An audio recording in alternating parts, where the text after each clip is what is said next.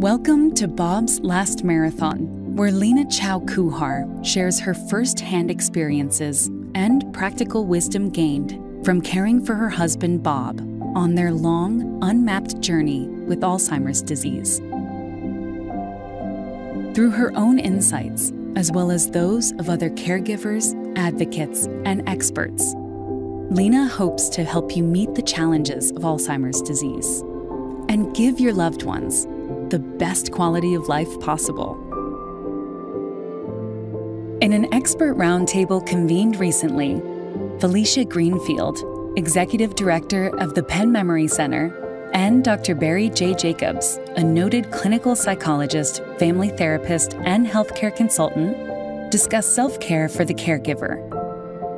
Katie Brandt, Director of Caregiver Support Services and Public Relations for the Massachusetts General Hospital Frontotemporal Disorders Unit, was moderator. In the second of two podcasts, excerpted from the roundtable, they review barriers to self-care and highlight techniques to overcome these barriers as they answer questions from the audience. I think that there are two primary categories of barriers to self-care, and one of them is internal barriers to self-care, things within us that make it difficult for us to engage. And then there are external barriers. External barriers sometimes look like a lack of time. Oftentimes, people are working full-time in the workforce, have a family that they're caring for, a spouse, children, and then they're caring for a parent with dementia. And that's a lot of responsibility. So at the end of the day, there's very little time to dedicate towards oneself. Another external barrier could be financial. Sometimes self-care requires you to get some respite, to get a break so that your loved one is not left alone. And to hire someone to come into the home can cost a significant amount of money, and it's not covered by insurance. So sometimes that's a real barrier to getting a break, as well as perhaps a lack of a social network. There just aren't friends or family readily available to help. So those are some concrete examples of external barriers to self-care. And then internally, sometimes people feel really guilty about prioritizing their self-care. When they know that they have somebody who needs them, it feels a little bit selfish to carve out that time. Sometimes folks might avoid going to the doctor out of fear that something really might be wrong. And so, better not to know so that we can just proceed forward. Sometimes another barrier could be the belief that, well, what's the use? It won't really help. Nothing will really get better if I take care of myself. Or the belief that no one will help. Maybe you've asked somebody a couple times for help and were turned down, and so you feel discouraged. And then finally, I would say maybe you're a person who never really took care of yourself. And so now asking you to take care of yourself in the context of caregiving just feels impossible. Just a few ideas about what I have heard from folks who might be struggling with prioritizing their self-care. I'd like to take the opportunity to ask the audience, how does this resonate with you? Which of the following are barriers to self-care for you? Time, no one can help, money. I hadn't thought about self-care. So we see here over half of our participants are reporting the resources of time and actually having folks to help them. It actually pains me to see that so few people have people there to help them. That's quite sad. One of the self-care skills I think we all need to have is how do we elicit help from other people, maybe even people who are reluctant to help us. How do we cajole them into helping us in a way? The issue of time is a very difficult one. I'll just say one of the most important self-care skills that there is what's called compartmentalization. And that is setting aside an hour or a half hour that is your time that you protect no matter what, and you don't let caregiving responsibilities intrude on that time.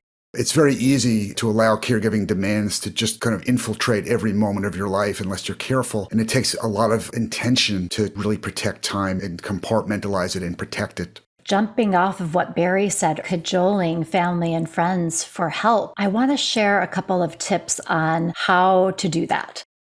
So what you want to do first is identify who is in your network, who could help.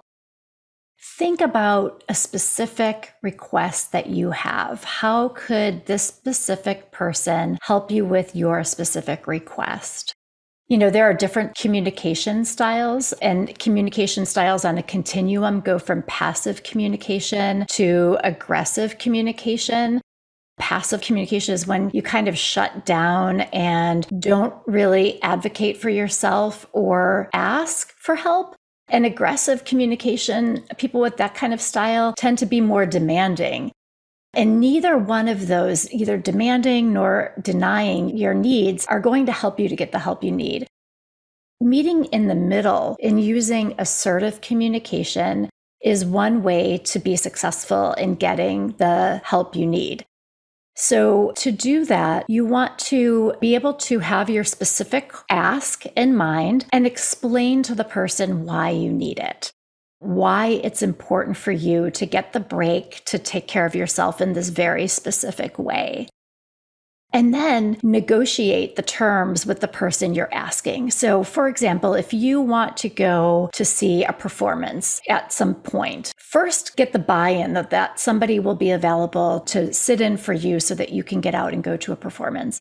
But then negotiate, well, what day of the week could it be? What's good for you? And then buy your ticket around that time if you have some flexibility in that, just so that it's harder for them to say no when you are letting them kind of dictate the when or even the how.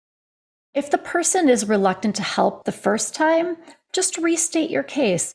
Find another way to express why it's important for you to get this break. And then once the person does help you out, really express your gratitude. Tell them how important it was for you and how grateful you are, and then maybe even offer to do something for them or bake them cookies or something just as a gesture to say thank you. I was hoping you would say cookies. That's the key, I think. Is that what would get you to help out, Barry? Cookies? Yeah. Anybody will do anything for cookies, for sure.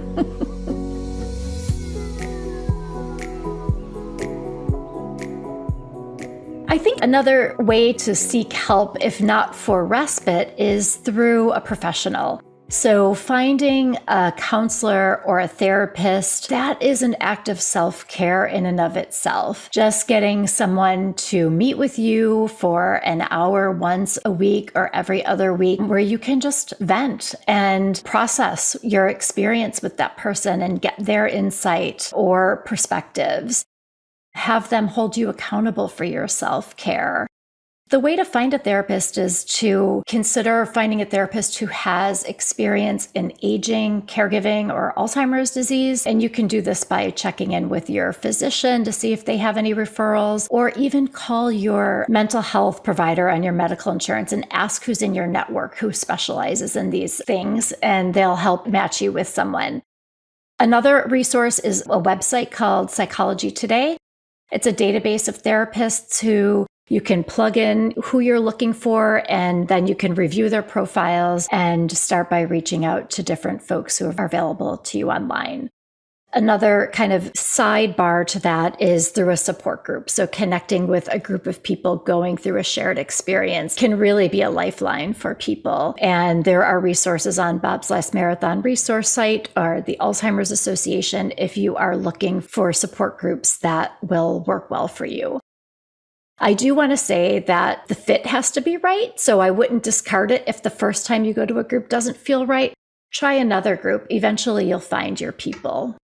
So we mentioned mindful breathing and mindfulness in general. The term mindfulness has been kicked around now for about 10 years in the popular culture, but I still think it's very confusing for a lot of people as to what it is. So I'll just say briefly, mindfulness is, a definition is non-reactive awareness, to do certain exercises to help us kind of deal with whatever's going on in our life without having a huge reaction to it, to be able to abide it as much as possible. And when people think about mindfulness exercise, sometimes they think about, well, it's going to be meditation. I'm going to have to get in the full lotus position on the floor. I can't get, it's going to hurt my knees. It doesn't have to be anything like that. And when I introduce mindfulness to folks, the most basic things that I work on with them is something called the 5 senses exercise. And you can look up 5 senses exercise online. It'll come up very quickly. It's basically to helping people focus on the present moment, to not be worried about what's going to happen in the future or have regrets about what happened in the past, but simply to be present. It's a very simple exercise. I will say to folks, I'd like to right now focus on 5 things that you can see. Give a few moments for that. 4 things that you can hear, 3 things that you can touch, 2 things that you can smell, 1 thing that you can taste. And when people focus on their senses, they almost automatically draw themselves into the present, and it becomes very relaxing for them. That's the easiest and most basic example of mindfulness that I recommend, the 5 senses exercise. And the other thing I'll just mention very briefly is I'm a big lover of nature and just the ability to even look out the window and watch the birds at the bird bath, or to take a walk down the block and look at the trees, or if you're so inclined, to identify the trees, to see where the trees are in the seasons. Are they budding? Are they leafing out? Are they turning different colors at this time of year? Again, that focus on nature is a way of bringing oneself into the present. And it's a very beneficial way of spending time. And it's a very important way of caring for oneself.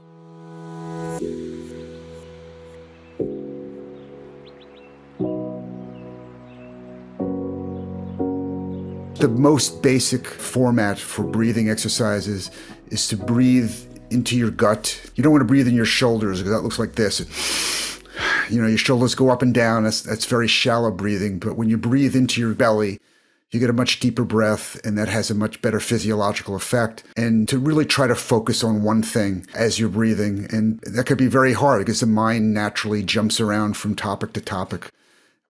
So what I often do is try to come up with a relaxing visual image, sometimes having people imagine they're lying on the beach, and while they're imagining lying on the beach, just to breathe slowly and steadily, and that tends to put them in a more restful state of mind.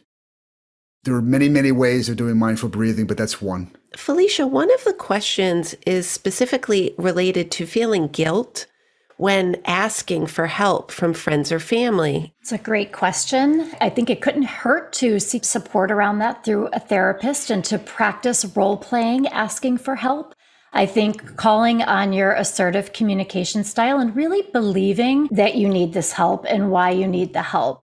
I think that sometimes caregivers don't know how to ask for help, and their ask is broad.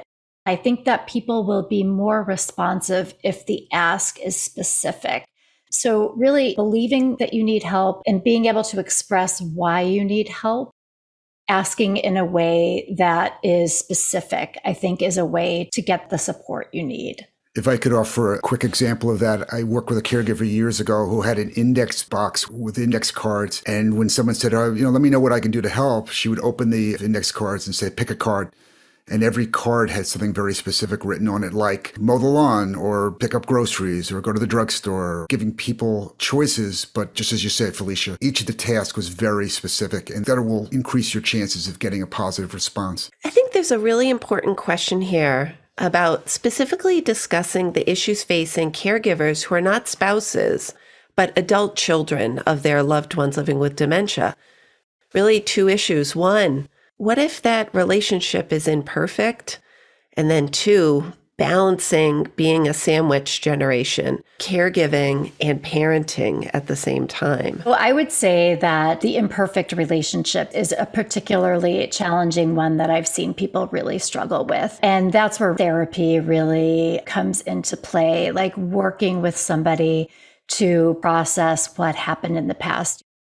When a parent and a child have a complicated relationship, the dementia diagnosis kind of takes away the ability to repair that relationship over time. And so it's a lost opportunity for the adult child to have the opportunity to process that with a therapist so that they can come to a place of forgiving the parent in order to support them in their illness, I think is going to be critical. In regards to the sandwich generation, which is a big topic unto itself, I would just say all of us have multiple family roles that we have to attend to, and we can't put all of our time and energy into one of those roles, be it a caregiver or a spouse or a parent to our children. Somehow we have to figure out ways. We can't clone ourselves, unfortunately, but we have to divide our time up in a way that is fair to everybody involved, including ourselves. And then for us to accept that we have limits as human beings and that we're not going to be able to be a perfect parent and perfect caregiver and perfect spouse all at the same time, that there are compromises that can be made. And so that helps reduce the self-criticism that sometimes makes sandwich caregiving so difficult. I think when people think it through and come up with a plan and then fine-tune that plan over time, they'll do the best that they can. And that's really all we can ask anybody to do, the best that they can.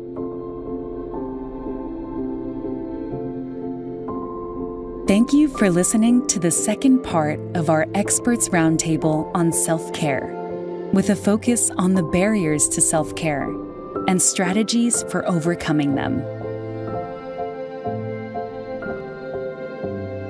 Transcripts of today's show and other episodes and acknowledgments can be found at bobsmarathon.com. That's Bob's Marathon without an apostrophe. Send us a note with your comments. Like us on Facebook, Instagram, and Twitter. We wish you and your loved ones good health.